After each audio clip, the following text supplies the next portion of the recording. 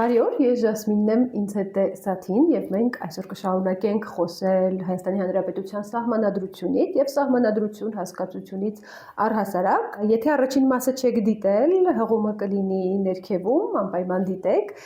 Եթե կարճ մենք խոսում էինք առհասարակ սահմանադրությունից, իսկ հիմա կշարունակենք խոսել ավելի հստակ Հայաստանի Հանրապետության սահմանադրությունից։ Սաթ Ողջույն Ժասմին։ Հետ կանք Հայաստանի սահմանադրությանը, ես տեսություն եմ լսել, որ Հայաստանի առաջին սահմանադրությունը 13-րդ դարի է, հայ եւ Մխիթար Գոշի դատաստանագիրքն է, դա կարող է սխալ ասեմ, ես թվերից լավ չեմ, բայց Մխիթար Գոշի դատաստանագիրքն է, որ դա սահմանադրություն է։ Կարանք այդպեսի պնդում անենք, գլուխ գովանք։ Գլուխ գովալ միանշանակ կարող ենք, բայց սահմանադրություն կոչել դժվար է, եթե մենք վերցնենք որպես սահմանադրություն այսօրվա ստանդարտները, այսինքն այն ստանդարտները, որոնք ձևավորվել են ֆրանսիական հեղափոխությունից հետո, այս ժամանակակից սահմանադրությունների ժամանակաշրջանում։ Գլուխ գովալ կարող ենք այնքանով, որ տարածաշրջանում ամեն ժողովրդի ներկայացուցիչ չի մշակել այդ որակի իրավական փաստաթուղթ, ինչը արել է Գոշը։ Նման փաստաթղթեր կան Եվրոպայում, այդ նախասահմանադրական արդեն այդ իդեաները, որոնք 5 դար մինչև ֆրանսիական հեղափոխությունը եւ այլն, առաջ արդեն սկսել են ձևավորվել Եվրոպայում, ու Գոշի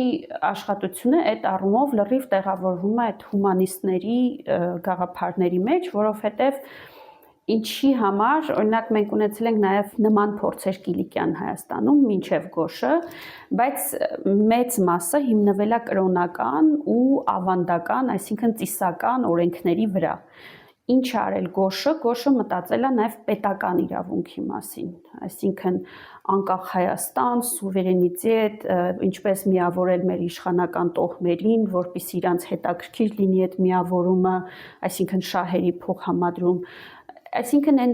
ծիսական իրավունքին եւ կրոնական իրավունքին ավելացրել է մի հսկայական շերտ պետական իրավունքի մասին, պետության իշխանության բաժանման մասին, պետություն քաղաքացի փոխհարաբերությունների մասին ու վստահ ա եղել, որ մեզ պետք է տենց գիրք Հայաստանը նորից անկախ տեսնելու համար, մի օր վերամիավորելու համար։ Այս առումով նույնիսկ վրացիներն են օգտվել Գոշի մտքերից, այսինքն տարածաշրջանում միանշանակ կարող ենք հպարտանալ Գոշի առաջադիմական մտքերով, բայց նման աշխատություններ Եվրոպայում են եղել այդ ժամանակաշրջանում։ Ես կասեի առաջի փորձը իրոք սահմանադրության դա ավելի Մադրասում է տեղի ունեցել Շահամիրյանների աշխատությունները, որոնք այդ փառացը կարելի է համարել, որ դե ինքը գրվել է մի 10 տարի ֆրանսիական հեղափոխությունից առաջ, այսինքն էլի մենք բավականին Եվրոպայի հետ նույն գծի մեջ ենք եղել, հա, նույն ալիքի վրա ենք եղել, ոնց որ Գոշն է իր ժամանակվա եվրոպական մտքի հետ մտածել, նույնն էլ Վորոգայթ փառացը լրիվ համապատասխանում է այդ ժամանակ Եվրոպայում տեղի ունեցող քննարկումներին են մասին, թե ինչ տեսք պիտի ունենան ապագա սահմանադրությունները։ Գոշը մտածել է ավելի գիտես միապետություն, ժամանակին համահունչ էլի, միապետություն, նույնիսկ ինչ-որ կայսերական մտքեր կան, որ ապագա Հայաստանում բոլոր ժողովուրդները պիտի նույն իրավունքներ ունենան եւ այլ, այսինքն այո, կայսերական, տենց միապետական է, էլի իր մտածելակերպը, որը 12-13-րդ դարերի համար շատ նորմալ է, բայց արդի սահմանադրություն, որ մեզ պետք է ԱԺ, այսինքն երեք իշխանության երեք թևերը օրենսդիր, գործադիր, հարկադիր, մեզ պետք է հարկերն ու բանակը լինեն պետության հիմքը, քաղաքացին պիտի ունենա իրավունքներ եւ այլն, այդ իմաստով ես կասեի, որ այդ փառացը ընդհանուր այդ Մադրասի այդ խմբակի աշխատանքը ես ավելի հակված եմ համարել մեր առաջին փորձը սահմանադրություն գրելու, եթե սահմանադրություն ասելով հասկանանք այն ինչ որ այսօր ընդունված անվանել սահմանադրություն, բայց երկուսով էլ կարող ենք հպարտանալ ու ասել, որ ինչքան էլ հեռու ենք եղել Եվրոպայից, միշտ էլ մենք այդ տենդենսները ընկալել ենք ու փորձել ենք տեղայնացնել մեր գոշը չի ասել էլի տենց տեսականորեն ուղակի լավ կլինի որ ունենանք սահմանադրություն ինքը մտածել է այդ հայոց իշխանած տներին ոնց միավորենք ոնց համոզենք որ միավորված Հայաստան ավելի լավ ուզում եմ ասեմ տեղայնացնելու շատ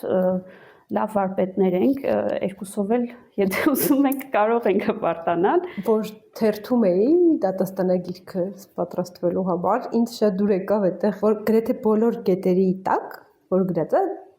հնարավոր է լսել այդ բժշկական մի վնասիր սկզբունքը կամ աստվածաշնչյան արա ուրիշին այն ինչ որ ուզում ես քեզ անել ու անկախ նրանից դա վերաբերվում է ոնց որ խոսած կայսերական մասշտաբին թե օրինակ ամեն նույն ժամանակ քաղաքացու չի, հա, հպատակի արածին, բոլոր կետերի տակ այդ սկզբունքը տողատակով գալիս է, ու այդ ինչ շատ ցած բաներ։ Հա, ինքը կրոնական, ծիսական ավանդույթները փորձել է ներառի պետական ինչ-որ գաղափարների մեջ, այսինքն ինքը արել է նույն բանը, ինչ արել են մինչև իրան, կրոնական ու ծիսական ավանդույթները դարձնել օրենսգիրք, այսինքն ուղղակի գրի առնել այն օրենքները, որոնց հիման վրա կայացվել են որոշումներ, ով է մեղավոր, ումն է հավը, չգիտեմ, չէ, սենց ինչ-որ այդ երեխայի ոսկիս ենք։ Հա, այտենց ծիսական ինչ-որ այնտեղ կան գլուխներն մասին, որ գյուղի բանն է, այդ ղեկավարն է որոշում, հա, տվյալ դեպքում թե որն է ճիշտը եւ այլն, բայց ինքը փորձել է այդ ամեն ինչը ներառել այդ պետական համակարգի մեջ։ Դրա համար մի կողմից կան կրոնական գաղափարների վրա հիմնված լուծումներ իր մոտ։ Մյուս կողմից, բայց կարելի ասել, որ առաջինն է, ով այդ ամեն ինչին պետական այդպես ենթատեքստ է տվել։ Դրա համար մի քանի տարի, տասնամյակ գուցե ես էլ թվերի հետ լավ չեմ հետո Կիլիկիայում, որը մեզ համար այդ ժամանակաշրջանում պետականություն կարելի է համարել, իր դատաստանագիրքը տենց մի քիչ ադապտացվել է ու ընդունվել է որպես երկրի հիմնական օրենք։ Այսինքն ինքը աշխատել է, չի մնացել որպես տեսություն, այլ աշխատել է որպես իրան վերցրել են Սմբաց Սպարապետը, իհարկե ադապտացրել են, իրանք էլ այդ են փոխել, էլի հարմարացրել Կիլիկիային, բայց Կիլիկիայի այդ հիմնական օրենքի հիմքում Սմբաց Սպարապետի ինքնացա գոշի աշխատությունը, որովհետև տեղում այն ինչ ստեղծել են, պետական տարեր չի ունեցել, էլի եղել է կրոնական ու ծիսական կամ ավանդական ավանդույթների վրա հիմնված օրենքներ, այնպես որ հա, ինքը ունեցել է։ Ասում եմ, վրացիները նույնիսկ իրանց պետական այդ համակարգի մեջ ներառել են գոշի գաղափարներից իրանք մեզնից երկար պատմություն ունեն պետականության։ Իրանք շատ ավելի հրատապ անհրաժեշտ եղել ինչ որ թարմացումներ ու օրենսդրական կարգավորումներ ու իրանք օգտվել են նույնպես։ Հետո գոշի գործերը հայկական համայնքներում էլ, ասենք, այլ կայսրություններում էլ օգտագործվել, իհարկե արդեն ոչ որպես պետական կարգավորման, դեռ երևի ավելի կրոնական, ավելի ծիսական այդ գլուխներն են վերցրել, որպես հայության համար ընդունելի արդարադատության կանոններ, հա, օրինակ կաթոլիկ երկրներում հայերի համար ապրած կարող է իրոք այդ կրոնական օրենսգիրքը հետաքրքիր եղած լինի, չեմ կարծում, որ գաղութներում այդ պետականությանը վերաբերող գլուխներն են թարգմանվել, օգտագործվել, բայց ինքը ունեցել է պրակտիկ կիրառություն։ Միատ հետ գանք են հայալեզուի պահին, էլի, որովհետև իմ սիրտը հալվում է դրանից։ Որովհետև եթե Շահամիրյանների փաստացի մադրասը Հնդկաստանում է, եթե ինչ, ու ինքը եթե ճիշտ եմ հիշում, շատ առևտրային կենտրոն է, նավահանգիստ է եւ այլն, այսինքն այդտեղ ամբողջ աշխարհից նավեր են պատտվել ու հետեւաբար ինֆորմացիա է հատկապես Եվրոպայի հետ կապերը շատ ամուր են եղել։ Ու հաշվի առնելով որ այդ ժամանակ ֆրանսերեն էր, այսպես միջազգային լեզու, որ բոլոր կրթված մարդիկ գիտեին, ուրեմն իրանց հաստատ հասել է Վոլտերը, Դիդրոն եւ այլն։ Ու հետո այդ ամեն ինչի սինթեզով հայերեն։ Հա, սիրունա չէ։ Հա, 500 քանի հոդված է ունեցել Շահամիրյանների սահմանադրությունը։ Ու մենք կարանք հիմա բացենք, կարդանք, ինքը իհարկե գրաբար է, բայց մենք ահագին բաց դրա կարանք հասկանանք։ Հա։ Ուզում եմ շաքարվելու։ Վերադառնանք նոր սահմանադրություններին ու սահմանադրության փոփոխություններին։ Ուրեմն ես 31 տարեկան եմ եւ իմ կյանքի օրոք երկու սահմանադրության փոփոխություն եմ հիշում։ Հնարավոր է որ էլ եղել, ես փոքր եմ եղել, չեմ հիշում։ Ամեն դեպքում Հայաստանի Հանրապետությունը իր ապստիկ պատմության ընթացքում մի քանի սահմանադրություն է ընդունել։ Ֆրանսիան, որը հիմա 5-րդ հանրապետությունն է, ունեցել է այս 5 հանրապետության ընթացքում 30 քանի սահմանադրություն։ Ընդ որում այդ առաջի տարիներին հեղափոխությունից հետո տենց տարին 1 բառացիորեն տարին 1-2 տարին 1 սահմանադրություն էին փոխում ու ասեն գալիս էր թագավորը, բայց քանի որ արդեն սահմանադրության փորձը կար, արդեն չէին կարող ասեն, ոնց որ աբսոլյուտիզմ չէր, թագավորը իր սահմանադրություններ ընդունում, հետո հանրապետություններ գալու քանի որ իրենք մի քանի անգամ ունեցել են, մի խոսքով։ Բայց օրինակ Ամերիկայի Միացյալ Նահանգները, որ իր առաջին սահմանադրությունը ընդունել է 1788 թվականին, եթե ճիշտ եմ հիշում, մի խոսքով այդ ժամանակները մինչև հիմա չի փոխվել իրանց սահմանադրությունը։ Իրանք կարծեմ մի երկու ինչ որ բան են ավելացրել, ուղում թե ինչ ոնց որ amendment հա ուղում։ Հա, հավելում։ Հա։ Հիմա ոնց է լինում, որ ինչ որ մեկին 300 տարի մի սահմանադրությունը հերիք է, իսկ մենք 30 տարում պիտի փնտրենք մեր սրտի սահմանադրությունը։ Եվի մի քիչ զգուշ լինենք նոր սահմանադրություն ու սահմանադրության փոփոխություն տերմինների հետ, դրանք սովորաբար տարբեր բաներ են, որովհետև Հայաստանի Հանրապետությունը ես ենթադրում եմ դու խոսում ես 90-ականներից։ հա, Մեր, այո, երրորդ հանրապետություն։ Դե եթե առաջինը նայենք, առաջինն էլ ունեցել իր սահմանադրությունը, սովետական Հայաստանն էլ ունեցել եւ այլն, այդտեղ մենք պետք է խոսանք ավելի շատ փոփոխությունների մասին։ Ֆրանսիան մի քիչ ուրիշ է, Ֆրանսիան հենց այդ աբսոլյուտիզմ, հետո ռեսպուբլիկա, հետո նորից ինչ-որ մոնարխը գալիս ասում է չէ, всё же կլինի, ես նորից է գալիս ինչ-որ ռեսպուբլիկա, այսինքն Ֆրանսիան ունի սենց Ֆրանսիան շատ առումներով ունի էլի այդ ռադիկալիզմ, գուցե նաև դրական առումով, բայց իր ամպլիտուդը այս սենց է էլի ինքը դժվար է մի քիչ Ֆրանսիային համեմատել ուրիշ պետությունների հետ այդ առումով, բայց այդտեղ գոնե ակնհայտ է խնդիրը, ասենք հանրապետության ու միապետի միջև, երբ որ դրանց միջև փոխում ես, անհրաժեշտություն առաջանում նոր սահմանադրություն ունենալու, որովհետև հանրապետության համար գրված սահմանադրությունը ինչքան պիտի փոփոխես, որ դառնա միապետին, այդ միապետական համակարգին հարիր եւ նույնը հակառակը նորից միապետից անցումը, դա ցենց մաքուր անցում է, էլի պետական մի ձևից մյուսին։ Իսկ երբ որ դու մնում ես քո նույն ձևի մեջ, հիմնական փոփոխություններ ես անում, այդ առումով ամերիկացիներն էլ են փոփոխություններ արել, այնպես չի որ շատ քիչ են եղել, չնայած լավ դե մի քանի դարում, չգիտեմ 25-ից 30 անգամ ինչ որ amendment-ներ, այտենց փոփոխություններ արել են իրանք, բայց ինչի է իրանցը այտենց մնայուն, որովհետև իրանց համանadrություն շատ սեղմ է, միայն ոնց որ 10 պատվիրաններն է, հա, նույնիսկ մեր Հայաստանի Հանրապետության սահմանադրություն որն է, այդ 10 պատվիրանների առաջի գլխից հետո գալիս են լիքը գլուխներ, որոնք ավելի մանրամասն կարգավորում են պետության կյանքի տարբեր բնագավառներ։ Ամերիկանը, եթե այտենց պատկերավոր ու պարզ փորձենք հնարավորինս մնալ, ոնց որ 10 պատվիրաններն են։ Այսինքն մնացած ամեն ինչը օրենքն է կարգավորում։ Հա, մնաց պարզեցված եմ ներկայացում։ Այնտեղ կա մեկ էլ մի փոքր sense հատված այդ ֆեդերալիզմի այդ մասին, այսինքն state-ների իրավունքի ու իշխանության բաժանման մասին։ Օրենսդիր, գործադիր, հարկադիր, բայց այդ ֆեդերալիզմը իրանց ապահովում է համերաշխություն, այսպես ասած, ինքը համերաշխության արդյունք է այդ 10 պատվիրանը, ու 10 չինտեղ էլի համեմատում եմ ուղղակի պարզության համար, որ հասկանանք ի տարբերություն մեր սահմանադրության, Ֆրանսիայի սահմանադրության, Գերմանիայի, ինչի Ամերիկայինը այդքան հեշտ կիրառելի, որովհետև ինքը շատ սեղմ է ու այն հիմնականի մասին է, ինչի մասին մտածել են այն ժամանակվա սահմանադրության այդ թեմաներով մտածող մարդիկ։ Հիմնադիր հայրերը։ Դե հիմնադիր, չգիտեմ, ինձ թվում է իրանք մեկը Եվրոպայից են վերցրել այդ ամեն ինչը։ Ներողություն։ Հա, մի քիչ համեստի մեջ փորձենք Եվրոպան ներկայացնել, բայց դա հիմնադիր հայրերի մտքերը չեն էլի ամեն դեպքում, բայց ինքը բավականին սեղմ է ու նաև այդ հիմք ունի ամրացնող ֆեդերալիզմը ու ընդհանրապես իշխանության բաժանումը փոփոխություններ անում են, բայց այդ ստրուկտուրան իրանք պահում են, էլի չես համեմատի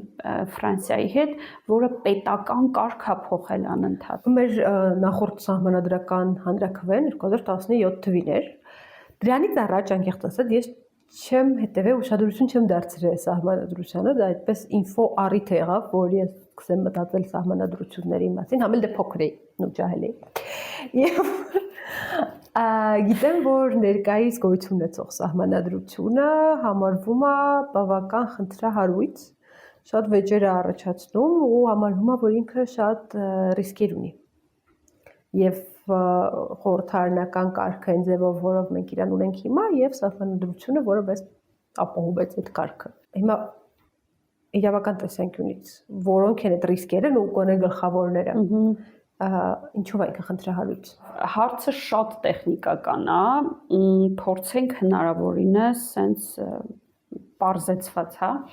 Հիմնական խնդիրը, որ մենք ունենք այսօրվա սահմանադրության հետ, ըստ իս, դա այն է, որ Հայաստանի ժողովուրդը, Հայաստանի Հանրապետության քաղաքացիները բավականին կտրված են այդ սահմանադրությունից։ Մեր ազդեցությունը այդ սահմանադրական կարգի վրա բավականին բարդ է տեղի ունենում իշխանության բոլոր թևերի հետ կապված։ Հիմա փորձեմ բացատրել ինչի։ Օրինակով մատերի վրա։ Երբ որ մենք գնում ենք ընտրության, մենք ընտրում ենք համամասնական սկզբունքով։ Այսինքն մենք ընտրում ենք կուսակցություններ, հետո ինչ է կատարվում այդ մեր ընտրության հետ, որոշում են կուսակցությունները իրանց ներսում։ Համամասնական ընտրությունները տենց ինչ-որ հայկական զուտ երևույթ չեն, բայց սովորաբար Եվրոպայում օրինակ, մեր սիրելի Եվրոպայում ընտրում ես թե N, այսինքն քո օրինակ այդ համայնքում դու ընտրում ես կոնկրետ մարդու։ Այդ համամասնականությունը բավականին անոնիմ գործընթաց է մեզ համար որպես քաղաքացի, որովհետև մենք ընտրում ենք կուսակցություններ։ Նույնիսկ վարչապետին, նախագահին մենք որպես այդպեսին չենք ընտրում, չէ՞։ Մենք ընտրում ենք համամասնական սկզբունքով։ Ուղղակի մենք գիտենք, որ եթե կուսակցության առաջի համարը դե մենք պատկերացնում ենք, հա, համամասնական ընտրությունները նման մի օրինակ են, որոնք ցույց են տալիս, որ մենք որպես սուվերեն, այս պետության, այսինքն ՀՀ քաղաքացիներ, բավականին ոչ թափանցիկ ենք մասնակցում տվյալ իշխանության ձևավորմանը։ Մենք ընտրում ենք կուսակցություններ, հետո կուսակցությունները իրանք որոշում են, թե իրանց ներքին այդ ցուցակներում ով ինչ պիտի անի, հա։ Մենք վարչապետին չենք ընտրում, մենք մեր նախագահին չենք ընտրում, եւ այլն եւ այլն։ Գործադիրի դեպքում ռիսկ կա, որ մեր գործադիրը, այսինքն իշխող ուժը լավ գործադիրը չեմ, ուղղակի դա գործադիրի միջոցով է, էլի մեր երկրում տեղի ունենում, որովհետև կուսակցության համար մեկը հիմնականում դառնում է գործադիրի ղեկավարը, որ այդ ուզուրպացիան, որի մասին դու խոսացիր, այսինքն կլանումը մնացած բոլոր իշխանությունների շատ հեշտ է մեր մոտ տեղի ունենում հաղթող ուժի համար, ինքը բավականին տենց ծավալվելու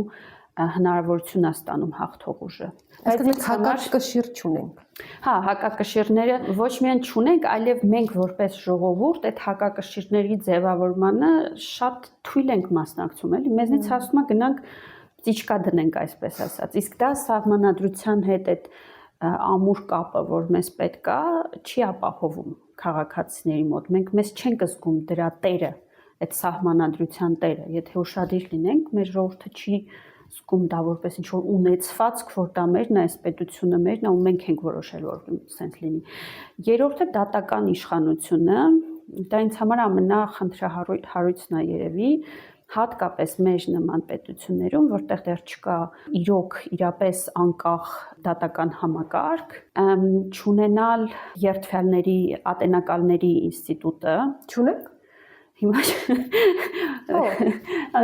կամ օրինակ Գերմանիայում փոխարենը կա այդ հասարակական դատավորների ինստիտուտը, տարբեր պետություններ տարբեր լուծումներ ունեն, ատենակալների ինստիտուտը այդ անգլո-ամերիկյան, անգլոսաքսոնական դպրոցի բանա, ուզում եմ ասեմ պարտադիր չի լինի հենց այդ երթվյալ ատենակալները, կարա լինի գերմանական հասարակական դատավորների ինստիտուտը, բայց գոնե քրեական դատարանում մենք չունենք այդ ժողովրդի ներկայացվածությունը, հա, էլի մենք կտրված ենք տվյալ իշխանությունից ու որ sense նայես բոլոր 3 թևերի հետ իշխանության մեր հարաբերությունները բավականին ոչ թափանցիկ ու բավականին ուղղահայաց են կառուցվում, որը այդքան էլ առողջ չի էլի, եթե ենթադրենք, որ մենք որպես ժողովուրդ այդ սահմանադրության տերն ենք։ Սա շատ կարճ է, հուսով եմ ստացվեց։ Դատարանում ժողովրդի ներկայացվածության արտահայտությունը իմ համար էլ հիմա այսպես ինչ-որ թափտվող բան է, որովհետև առհասարակ ինչ-որ ապրիորի չի ենթադրվում, որ բոլոր մարդիկ պիտի կապ ունենան դատական համակարգի հետ։ Բոլորը չէ, ներկայացուցչություն, այնպես չի, որ երթվյալ այդ ատենակալների ինստիտուտը նշանակում է, որ ամբողջ հայ ազգը դառնում է ատենակալ, հա։ Հա, բայց ուղղակի իրանք ինչ-որ սովորական, այսինքն իրանք մարդիկ չեն, որոնք որոշել են աշխատեն դատարանի հետ, այսինքն չեն դարձել իրավաբան։ Նայած երկիր գիտես, տարբեր մոտեցումներ կան դրան։ Ասում եմ, Գերմանիայում այդ հասարակական դատավոր ինչով է հասարակական։ Ինքը այդքան հասարակականը չի, այսինքն պետական չի, այդ առումով հասարակական, հա, այսինքն քաղաքացիների ներկայացուցիչն է նորից։ Ինչքան դատավորն է իր մոտ տարբեր ատենակալությունից, որովհետև ատենակալը օրենք չի կիրառում։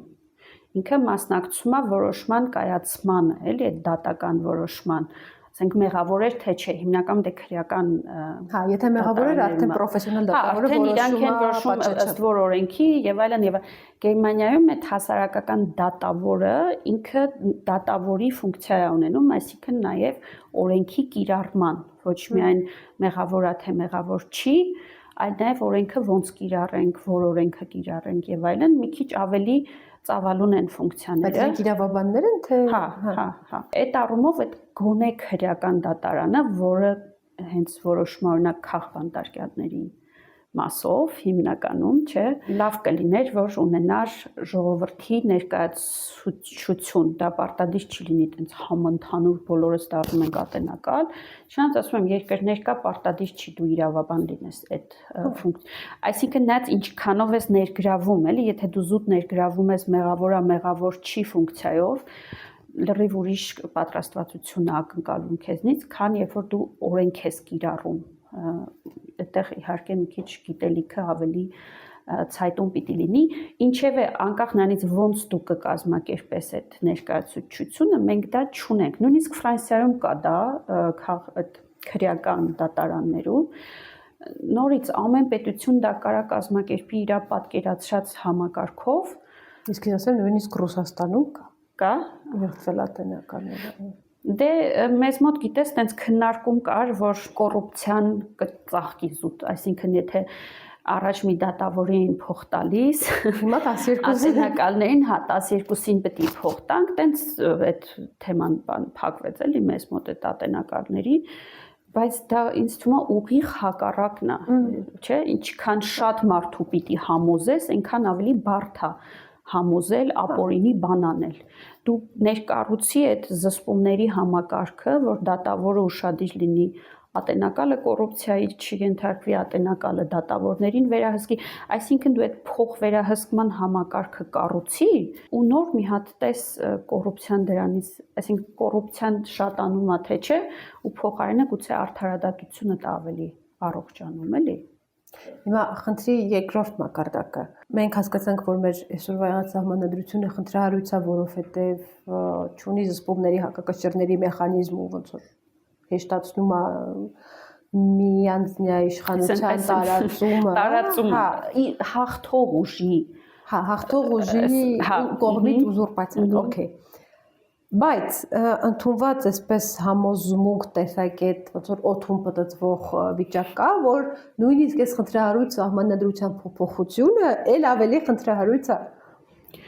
Դե նայած ինչ ուղղությամբ փոխես, այսինքն ինչն է խնդրահարույց, հենց այն փաստը որ փոփոխենք, փաստը, այո, սահմանադրության փոփոխության փաստը շատ ցավագին է անցալվում։ Դա տենց քարի մեջ գրած օրենք չի էլի, նայ հիշեցի Արգիշտի հիմնադիրներին 4 մորթիվելու է։ Հա, տենց չի այսօրվա սահմանադրությունը հանգիստ կարելի է փոխել, նույնիսկ կարելի է հիմնովին փոխելու, ասել չէ, մեզ այս համակարգը դեռ շուտ է կամ արդեն անցել ենք այս этаպը, հա, արդեն ուշ է եւ այլն։ Դրան պետք չի տենց ցավագին վերաբերվել, ուղղակի փոփոխությունների որակին է պետք նայել, էլի, թե դրանք մեզ ավելի տենց թափանցիկ, ավելի ժողովուրդն է տերը սահմանադրության վիճակի տանում են, թե չէ, որովհետև եթե մի նախադասությամբ ասենք խնդիրը այն է, որ մենք կտրված ենք որպես ժողովուրդ այդ սահմանադրության սկզբունքներից բխող իշխանության ձևավորման ու իշխանության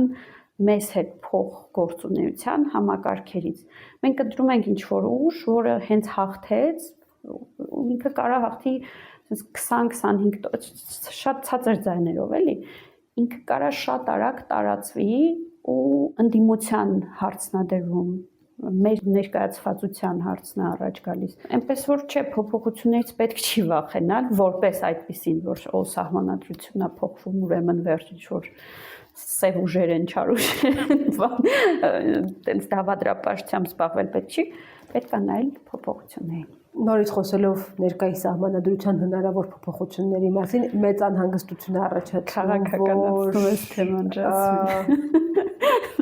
Ոչ շատ։ Չէ, մենք գիտենք, այսինքն չձևացնենք, որ չկա այդ խնդիրը, կա խնդիրը, որ մեր սահմանադրությունից խոսում է Ադրբեջանը,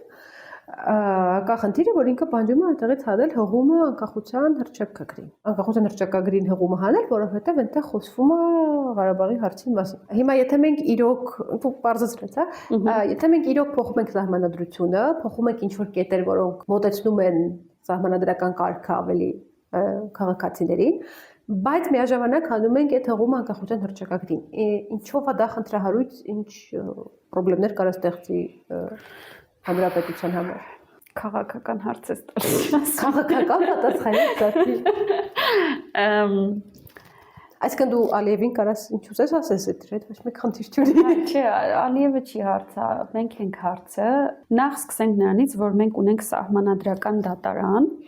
որը տարբեր իշխող ուժերի ժամանակ, դա չի կարելի ասել, էլի ՔՊ-ական դատարանը դրա համար այդպես որոշել է, որ մեր այդ հղումը անկախության հռչակագրին սահմանադրության մեջ ոչ մի կերպ տարածքային պահանջ չի ներառում որևէ հարևան պետության նկատմամբ, ներառյալ այն պետությունը, որը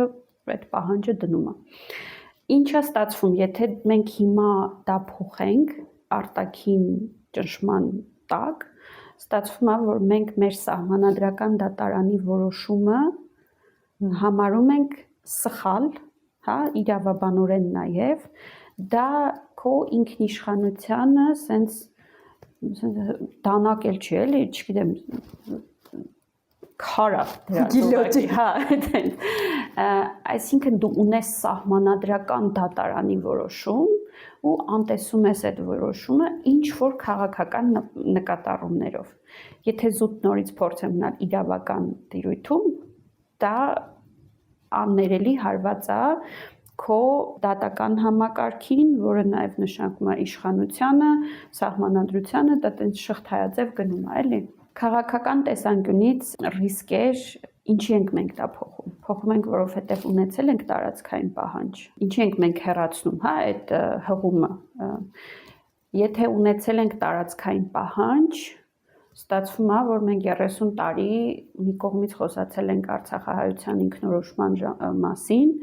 մյուս կողմից սահմանադրորեն տարածքային վեճ ենք ձևակերպել դա որպես։ Այսինքն դու ինքդ քո նարատիվի, էլի դա դանակ արդեն, որը կարա իրավական հետևանքներ ունենա, միջազգային դատարաններում։ Դե հա, իմիջի հետ կապված նաև, գիտես, չես իմանա, երբ որտեղ դա քո դեմ դուրս կգա ու քո դեմ կխաղա։ Միջազգային դատարանների մասով որոշում կա դե խաղաղության պայմանագրում, որ պետական մակարդակով համենայն դեպս միջազգային այդ հայցերից հրաժարվում ենք։ այդպես ամբողջությամբ իրավական ու քաղաքական լավ ռիսկը դժվար է չափել, բայց ամենայն դեպս, եթե դու դա ընդունես որպես տարածքային պահանջեր դրա համար հանում ենք, ամենայն դեպս իմիջային լուրջ վնաս կհասցնես քեզ, իսկ դա թե երբ որ ատյանում ինչ կոնտեքստում քո դեմ կօգտագործվի, չես կարող իմանալ, էլի այտենց սև լաքակը մնա վրատ։ Այդքանը, բայց կարելի է, ես մի անգամ գրել էի դրա մասին, որ եթե նույնիսկ փոխում ենք, գոնե պետք է այդ երկուսը իրար հետ փոխենք, այսինքն չի կարելի, որ հիմա միայն հռչակագրից հղումը հանենք, հա, բայց այն խնդիրները, որոնց մասին մենք խոսացինք, այդպես էլ մնան մեր սահմանադրություն։ Գոնե պետք է այսօրվա իշխանությունը, հեղափոխական իշխանությունը այդ համարձակությունը ունենա ու փոխի սահմանադրությունը, որը իշխող ուժի համար, ոնց որ իշխող ուժի համար գրված լինի ինքը, էլի։ Ինչքանով է հավանական, որ որևէ իշխող ուժ ինքնակամ կփոխի որևէ սահմանադրություն, որը իրան բացարձակ իրավունքներ է տալիս։ Դե ես հույս ունեմ, որ դա կարա անի հեղափոխական իշխող ուժը։ Յուրաքանչյուր հեղափոխական իշխող ուժ հայտնի բան հին ճշմարտություններից է, չէ՞, որ յուրաքանչյուր հեղափոխական ուժ իշխանությունից հետո դառնում է խիստ պահպանողական։ Նայած որտեղ գիտես, որտեղ իրենց ձեռ է տալիս, լավ էլ հեղափոխական էլ մնացին։ Չէ, իհարկե տենց դա հեշտ բան չի, դրա համար պետք է երևի այդ հայրենասիրության ինչ-որ կոնկրետ ֆորմուլա ունենալ, տենց արժեհամակարգային, ներքին, որ ասել մեզ համար սա գուցե լավ չի, բայց պետության համար երկարաժամկետ լավ է, գուցե կարելի է դա անել գնալուց առաջ իմանալով, որ վերջ էլի արդեն ռեյտինգը նենց է, որ մենք տեղափոխվում ենք ընդդիմություն, գուցե կարելի է որպես վերջին քայլ, չգիտեմ, ես հիմա շատ սիրուն եմ մտածում, գիտեմ, ռոմանտիկ եմ մտածում, բայց ինչ որ մի պահ պիտի գա, որ ներքին արժեհամակարգային մղում լինի դա անելու։ Տենց ուղղակի ոչ մեկ չի ուզի ինքը իր այդ ծառը, որի ճյուղը, հա, որի վրա նստած է, դնի կտրի։ Բայց փաստացի տենց մի բան պետք է տեղի ունենա իշխող ուժի համար։ Սենց ռոմանտիկ նոտայի վրա։ Դες որովհետև իմ պատկերացման մեջ մոտավորապես բոլորը մանրամասն իշխանության համը զգալուց հետո հասկացել են ուզել լինել Լյուդովիկոս 14-րդ եւ ունենալ այդ ամեն ինչը ու սովորաբար էլ ինչքան իմացած պստիկ պատմությունն է ցույց տալիս փոխվողա ոչ ներսից այլ որովհետեւ ինչ որ պարոն Ռոբեսպիեր գալիս է եւ գիլյոտինով դե 18 թվին եկել էր հասկանում ես գիլյոտինով հա գիլյոտինով լավ սպասենք գիլյոտինով իշխանության Գիլյոտին լուրջ գլխացավներ է բուժում։ Հա, բուժում է թե կտրում տենց։ Բուժում է ապագայի գլխացավները, գիտես։ Դա կա, որովհետև երբ որ կոնկրետ իշխանությունը գիտի, որ իր գլխին այդ գիլյոտինը կախված է այս կամ այն ֆորմայով Ամեն դեպքում երկու անգամ ավելի մտածում։ Հա, միանշանակ, նայ իրանք մինչև գալը խոսում են, չէ՞, անդադ դրա մասին։ Սերժի կոստյումը, Սերժի համար կարված սահմանադրությունը, եկան տենց նայեցին մի հատ այդ սահմանադրությանը ու ասցին տենց արագ փոփոխությունները ճիշտ չի, բան ինչ որ ցնցումներ կլինեն, պետք չի եւ այլն։ Հա, հենց նստում ես այդ ճյուղի վրա, դժվար է իրան կտրել, էլի, դրա համար կամ պետքա ճիշտ պահը ընտրել, այն որ մեկը դու լքելու ես այդ ճյուղը ու ներքին արժեհամակարգային պահանջ ունես դա անելու կամ էլ այտենց գիլյոտինով մեկը պիտի գա ու պատմությունը ենթադրական եղանակ չունի, օքեյ, բայց ինչ ես կարծում, եթե 2020-ի պատերազմը չլիներ, մենք ինչ որ առողջ ճանապարհով կհասնեինք սահմանադրական փոփոխությունների, չէ՞, միևնույնն է չէինք հասնի, որովհետև պատերազմը միշտ ռադիկալիզացիա է եւ խստացում ամեն ինչի Դες դժվար է ԿՊ-ի նաև այդ գաղափարական զարգացումը սիմուլյացիան էլ, հա, 20 թվականին առանց պատերազմի, ինչ իմանանք ուր կգնային իրանք, բայց այդպես որ իրանք են sense Նապոլեոն Բոնապարտոտ sense Վանից մինչև, չգիտեմ, Գանձակ ամբողջը մերնա մոդի մեջ չեմ պատկերացնում, բայց էլի անշնորհակալ գիտես ինչ իմաստով կոնկրետ չի էլի հարցը։ Դե ենթադրական եղանակն է։ Ենթադրականով դժվար է շատ։ Մենք խոսում էինք սահմանադրության մասին, շնորհակալություն, որ լսեցիք, նույնիսկ եթե երկու անգամ արագացրած եք լսել։ Այս պահին հաջողություն եւ մենք կվերադառնանք մյուս շաբաթ եւ կխոսենք Հայաստանի Հանրապետության մյուս հիմքերի մասին։ Շնորհակալություն։ Շնորհակալություն։